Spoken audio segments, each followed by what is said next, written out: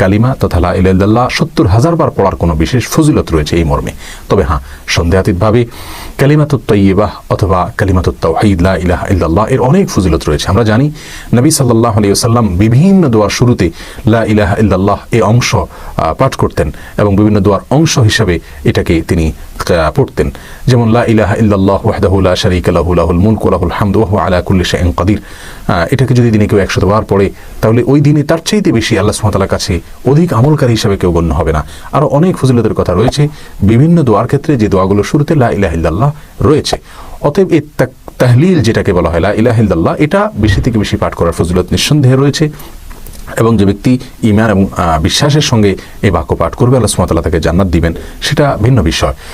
কিন্তু ৭০,০০০ বারের সংখ্যা নির্ধারণ করে এই সংখ্যায় পাঠ করলে জীবিত ব্যক্তির মুক্তি হয়ে যাবে মৃত্যুর পরে, অথবা মৃত ব্যক্তির পক্ষ থেকে পড়ে দিলে তার কোনো লাভ হয়ে যাবে, নাজাত হয়ে যাবে, এরকম কোনো কথা নেই। মনে রাখতে হবে নবী সাল্লাল্লাহু আলাইহি ওয়াসাল্লাম বলেছেন, মান কাযাবা আলাইয়া মুতাআম্মিদান ফালইয়াতাবাওয়া মাকআদাহু মিনান নার। যে ব্যক্তি আমার নামে মিথ্যা কোনো কথাকে প্রচার করবে সেই জন্য তার ঠিকানাকে জাহান্নামে বানিয়ে নেয়।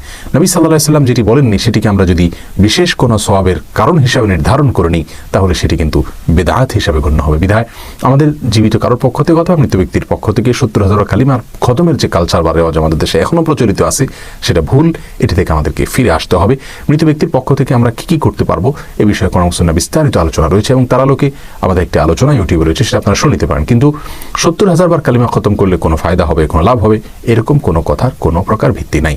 আর তাছাড়া মৃত্যুর পরে ৭০,০০০ বার কালিমা খতম অনেক সময় দেখা যায় আত্মীয় স্বজনরা নিজেরা করতে না পারলে টাকা পয়সা দিয়ে ভাড়া রেখে মৌলভী সাহেবদেরকে দিয়ে বা কোনো হুজুরকে দিয়ে এটা করানো হয়। তো নিজেরা করলে তারও যেরকম কোনো গ্রহণযোগ্যতা নাই, সেটাও যেরকম সঠিক নয়। আর যদি কোনো লোকজনকে ভাড়া করে টাকা পয়সা দিয়ে তাদেরকে দিয়ে পড়ায় তাহলে তো এটা সঠিক হওয়ার কোনো প্রশ্নই ওঠে না, কারণ সেক্ষেত্রে ভাড়াটে লোক দিয়ে কোনো আমল বা সওয়াব করানোর এই জাতীয় জিকির আজকার তেলাওয়াত ইত্যাদি এগুলোকে ভাড়াটে লোক দিয়ে করানোর কোনো সুযোগ ইসলামী শরিয়াতে নাই, অন্তত মৃত ব্যক্তিকে কেন্দ্র করে এবং আল্লাহ সুবহানাহু ওয়া তাআলার কাছ থেকে সওয়াব প্রাপ্তির আশায়। আল্লাহ সুবহানাহু ওয়া তাআলা আমাদের সকলকে এই ভুলটুকুকে সংশোধন করার তৌফিক দান করুন।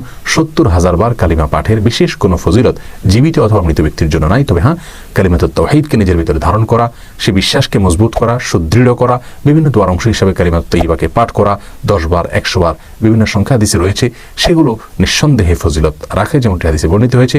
৭০,০০০ বার বা এই জাতীয় কোনো কিছুর কথা হাদিসে বর্ণিত হয়নি। আল্লাহ তাআলা আমাদেরকে বোঝার তৌফিক দান।